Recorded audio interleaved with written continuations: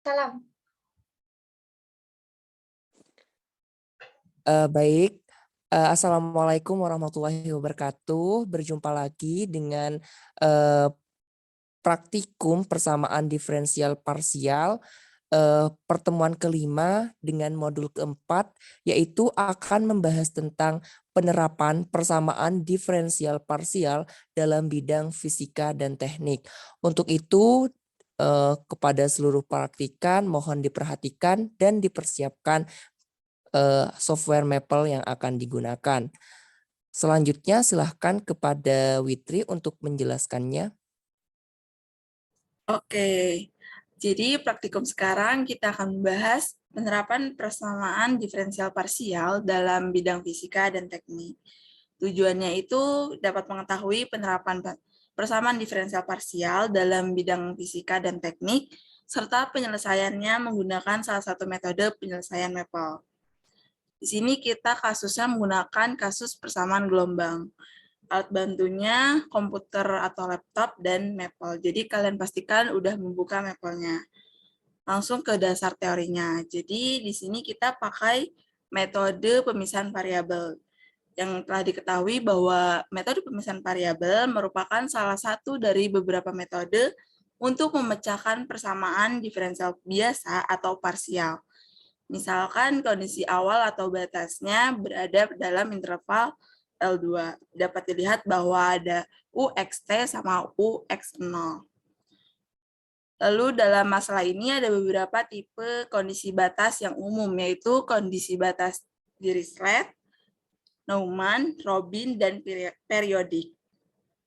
Nah, dapat diketahui bahwa persamaan 5.1 ini merupakan persamaan diferensial parsial untuk senar yang digetarkan, yang dikenal sebagai persamaan getar atau gelombang dimensi 1. Nah, bila persamaan ini ditulis dalam peubah U sebagai fungsi xt, maka persamaan gelombang ini menjadi yang seperti dilihat di persamaan 5.1 ini. Lalu bila senar diikat pada kedua ujungnya, maka kedua ujung senar tersebut tidak diikut bergetar untuk T lebih besar sama dengan 0, kurang dari sama dengan 0. Sehingga syarat batasnya dapat ditulis seperti 5.2 ini. Adapun cara menggetarkan senar dapat ditempuh sebagai berikut. Yang pertama, senar diberi simpangan awal dan besar simpangan titik tergantung pada posisi masing-masing sehingga dapat ditulis seperti persamaan 5.3. Lalu yang kedua, diberi kecepatan awal dan besar kecepatan awal tiap titik pada senar tergantung posisi masing-masing sehingga dapat ditulis seperti persamaan 5.4 ini.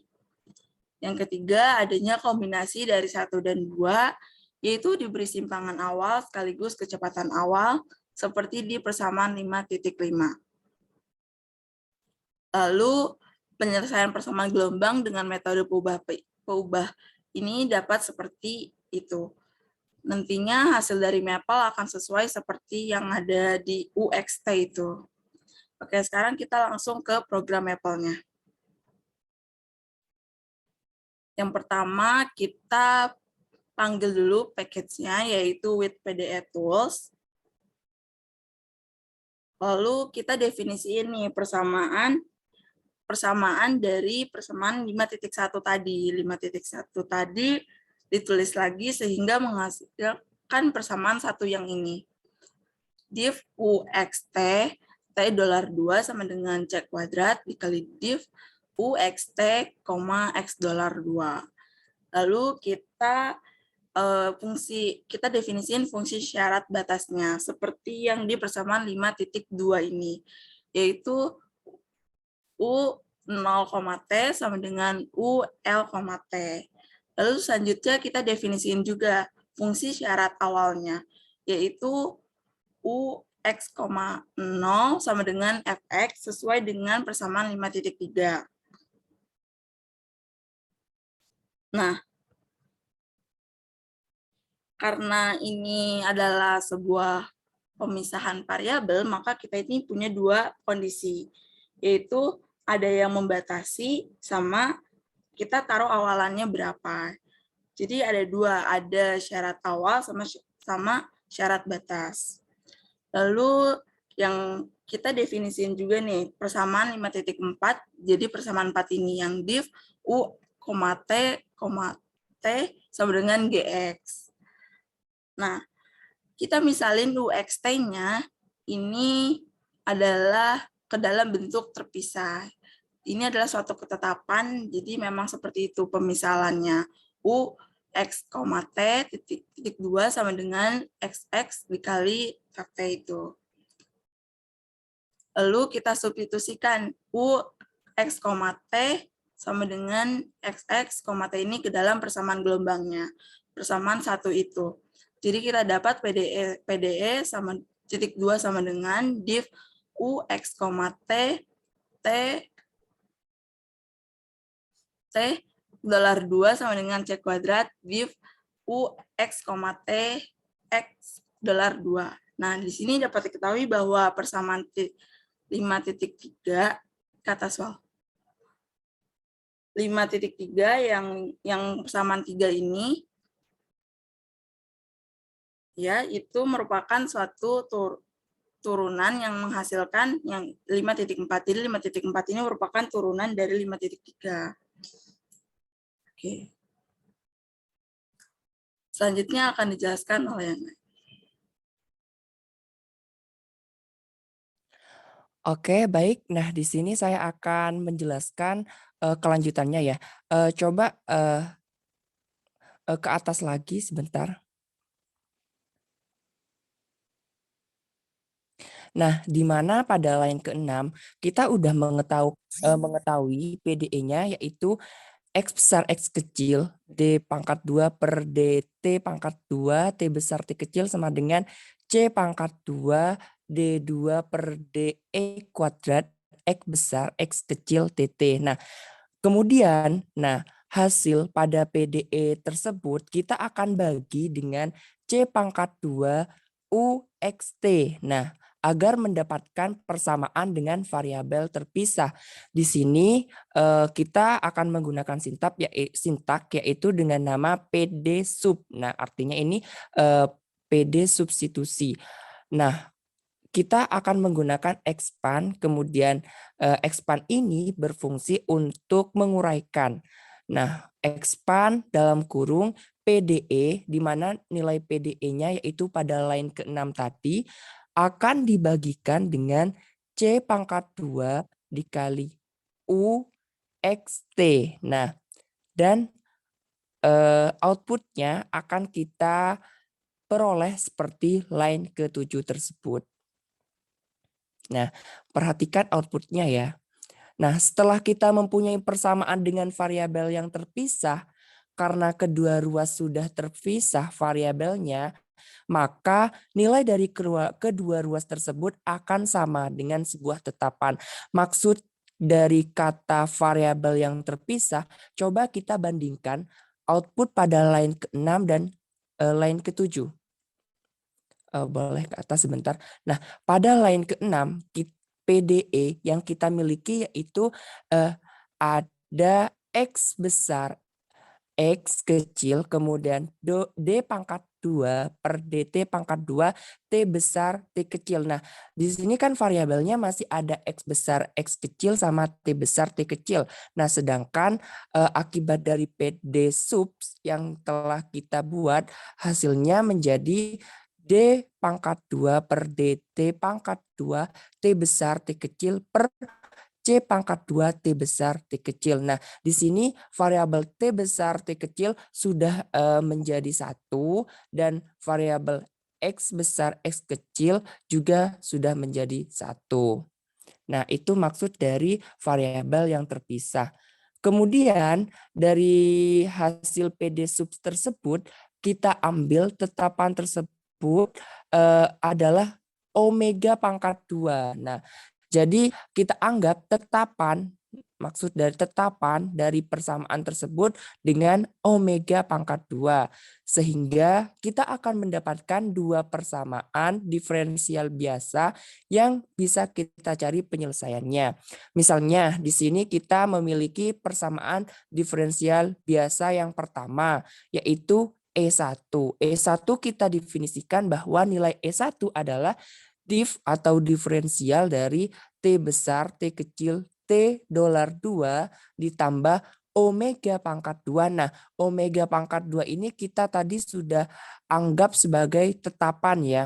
Omega pangkat 2 dikali C pangkat 2 dikali T besar, T kecil sama dengan 0. Nah, persamaan ini merupakan E1 ini, maksudnya E1 ini merupakan persamaan dari hasil PD subs yang ada di sebelah kiri. Yaitu, nah itu. Nah, maka kita akan peroleh outputnya pada line ke-8 tersebut, yaitu D pangkat 2 per DT pangkat 2, T besar T kecil, plus omega pangkat 2 kali C pangkat 2 T besar T kecil sama dengan 0. Nah, itu merupakan PDB pertama. Kemudian PDB kedua, nah PDB kedua ini kita peroleh dari PD subs yang tadi, PD subs yang tadi yang pada line ke-7, yang sebelah kanan ya, yang X besar X kecil. Nah, di sini kita E2 di sini kita definisikan yaitu diferensial dari X besar X kecil X$2 plus omega pangkat 2 dikali X besar X kecil sama dengan 0. Ingat bahwa omega pangkat 2 itu merupakan tetapan ya.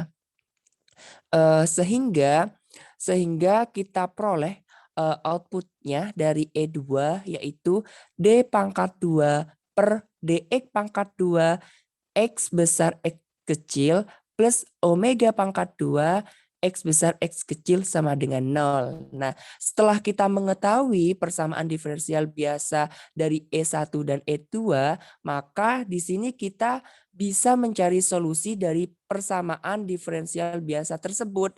Nah, dengan cara yaitu sol. Nah, maksudnya di sini kita akan mencari solusi maksudnya yaitu dengan menggunakan dsolve E2 X besar X kecil. Nah, maksudnya di sini di solve ini kita akan mencari solusi dari E2 terhadap X besar X kecil. Maka hasil yang diperolehnya pada line ke-10 yaitu X besar X kecil sama dengan C1 sin omega X plus C2 cos omega X. Baik, selanjutnya kita gunakan syarat batas tadi untuk menemukan nilai konstanta yang tidak diketahui sebelumnya. Nah, di mana untuk menemukan nilai konstanta tersebut kita menggunakan sintaks yaitu eval nah maksudnya di sini kita akan mensubstitusikan di mana nilai X sama dengan 0 dan X besar dalam kurung 0 sama dengan 0 ke dalam solusi. Maksudnya ke dalam sol. Sol ini solusi yang di line ke-10. Nah, sehingga kita peroleh nilai konstanta dari C2 yaitu sama dengan 0. Nah, kemudian kita akan mencari konstanta dari C1 sin omega X. Nah, di sini kita menggunakan eval dengan cara substitusikan nilai X sama dengan L.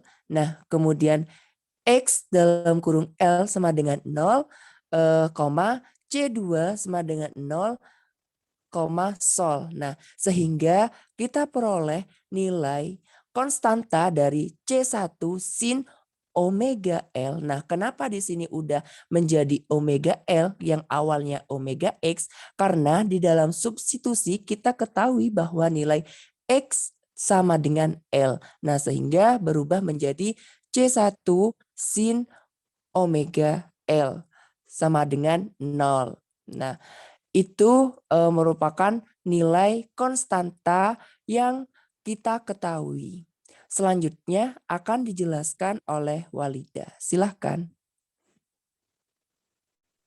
Oke, baik aku lanjutin ya. Nah, karena kita udah tahu nih nilai dari konstanta-konstantanya, maka kita bisa substitusikan konstanta tersebut sehingga kita dapatkan solusi baru. Di sini kita definisikan sebagai sol 1, yaitu substitusikan untuk nilai C2 itu sama dengan 0, seperti yang didapat di line 11. Nah, sedangkan untuk nilai C1, kita misalkan yang 0 sama dengan C1 sin omega L ini sebagai AN. Kemudian kita tentuin nilai omeganya yaitu sebesar N kali Pi per L. Kita substitusikan ketiga nilai ini terhadap solusi di line 10, sehingga didapat hasilnya seperti di line ke-13 ini, yaitu sol 1 sama dengan XX. Yang ini kita dapatkan solusi untuk yang XX, yaitu AN dikali sin NPX per L. Nah, di sini perlu diketahui untuk nilai omega, kenapa nilainya itu N dikali Pi per L, kita ini dapatkan dari sumber materinya. Kalian jika ingin tahu kenapa harus NP per L dan apa syarat agar bisa jadi nilai omega, kita belum eksplorasi lebih lanjut. Jika kalian ingin tahu, kalian bisa eksplorasi apa syarat-syaratnya menjadi omega. Di sini kita udah tahu nih dari sumber yang kita dapatkan. Gitu. Jadi di sini kita nggak akan mempelajari lebih lanjut tentang omega ataupun sebagainya. Kita hanya ingin mencari tahu bagaimana sih metode pemisahan variabel itu. Selanjutnya, kita juga substitusikan nilai omega terhadap yang di solve TT. Jika yang di line 13 ini kan kita mencari XX, selanjutnya kita akan mencari TT. Karena yang di line 10 ini kita hanya mencari XX, maka untuk yang di line 14 ini kita perlu di-solve lagi nih, E1 terhadap TT-nya. Kemudian kita dapatkan solusi 2, yaitu TT sama dengan C1 sin CNPT per L ditambah C2 cos CNPT per L. Nah, dari solusi masing-masing PDB tersebut, kita mempunyai solusi sementara dari PDP-nya, yaitu seperti di tugas kalian kemarin, kan kalian tahu bahwa UN X, T itu didapat dari XX dikali TT. Jika yang kemarin kalian biasanya tuh misalkan dengan FX dikali GY gitu. Nah, hasilnya jika dikalikan, hasilnya seperti di line 15. Kenapa nih jadi hasilnya seperti line 15? Padahal di sini masih ada AN, masih ada C1, masih ada C2. Di sini udah berubah. Nah, kita jabarkan di script lain ya. Nah, kita kan tahu UN XP itu sama dengan XX dikali TT. Kemudian, untuk yang nilai XX, kita dapatkan di line 13. Di sini kita copy yang AN dikali sin-nya, yang ini. Kemudian, untuk yang TT-nya, hasilnya yang di line 14, kita copy juga, kita kalikan. Kemudian, untuk yang AN ini, kita bisa ini sifat asosiatif kan, bisa kita asosiatifkan, jadi AN dikali C1, kemudian AN dikali C2. Nah, hasilnya yang seperti di persamaan ini, di mana untuk CN ini, untuk CN yang di sini, itu nilainya sama dengan AN dikali C1 yang ini. Dan yang BN yang di sini, hasilnya itu AN dikali C2 ini.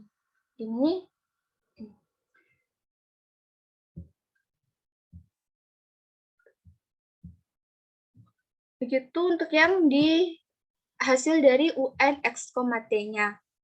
Kemudian kita sum nih, kita jumlahkan untuk N-nya yang sama dengan 1 sampai tak hingga, didapat hasilnya di line ke-16.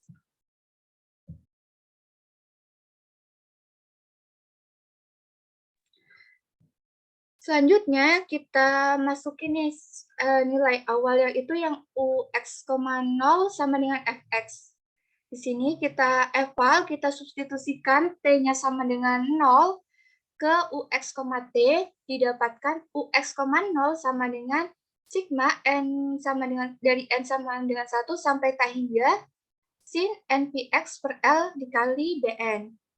Kemudian untuk yang di syarat batas yang ini, diferensialnya Fx itu kan sama dengan Gx.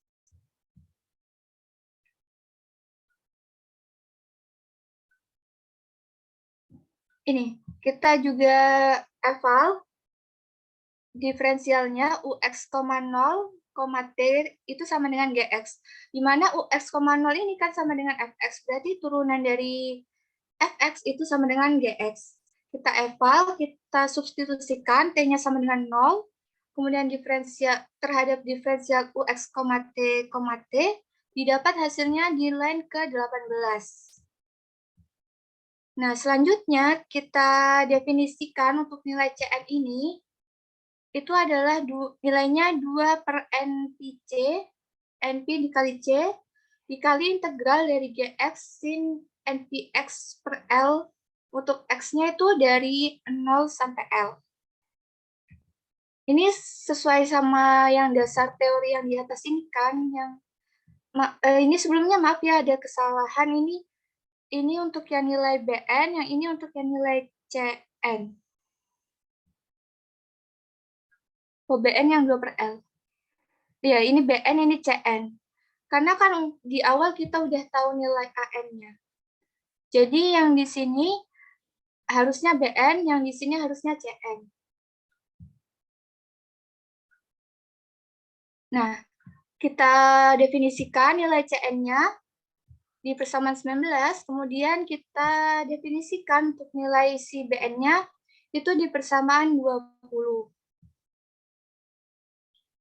Sehingga kita bisa dapatkan solusi akhirnya, yaitu dengan mensubstitusikan nilai CN-nya yang di sini, yang di persamaan 19, sama dengan ini, kemudian BN-nya di persamaan 20, terhadap kita substitusikan ke Ux, T, sehingga hasil yang didapat itu sama dengan sigma N sama dengan 1 sampai tak hingga sin NPX per L dikali CN sin NPCT per L ditambah BN cos NPCT per L. Itu ini hasilnya sama dengan yang di dasar teori yang di atas, yang di sini. Oke, mungkin itu aja materi untuk hari ini. Selanjutnya mungkin kita ada latihan dan tugas. Mungkin bisa dijelaskan oleh Ikrom. Silahkan.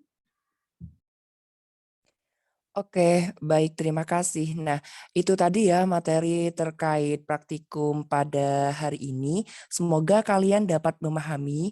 Nah, untuk itu supaya kalian lebih memahami terkait materi pada praktikum kali ini, yaitu di sini seperti biasa ada latihan dengan deadline hari praktikum sekarang sampai jam 23.59 WIB, di mana latihannya yaitu tuliskan kembali skrip praktikum hari ini beserta penjelasannya. Nah, ingat penjelasan pada latihan tersebut tiap mahasiswa tidak boleh sama dan harus menggunakan bahasa masing-masing. Kemudian untuk tugasnya yaitu deadline hari praktikum selanjutnya sampai hari praktikum selanjutnya yaitu jam 07.00 WIB, di mana tugasnya yaitu carilah pengaplikasian lain persamaan diferensial parsial pada bidang fisika dan teknik disertai dengan penjelasannya. Jadi dimohon kepada seluruh praktikan untuk mencari persamaan diferensial parsial pada bidang fisika dan teknik yang disertai dengan penjelasan skripnya. Nah, untuk persamaan diferensial parsial pada bidang fisika dan teknik, para praktikan bebas mencari di mana, bisa lewat jurnal atau artikel, dipersilahkan. Tapi perlu diperhatikan di sini yaitu penjelasan terindikasi sama atau kopas akan ada pengurangan nilai. Mungkin itu saja terkait penjelasan dari latihan dan tugas. Saya mohon seluruh praktikan untuk mengerjakannya dengan tepat waktu sesuai deadline yang telah ada. Mungkin sekian praktikum pada hari ini. Apabila ada kesalahan atau ada yang masih ingin ditanyakan terkait materi, silahkan bisa langsung menghubungi grup kelas masing-masing. Sekian dari asisten, kurang lebihnya mohon maaf apabila ada kesalahan. Wassalamualaikum warahmatullahi wabarakatuh.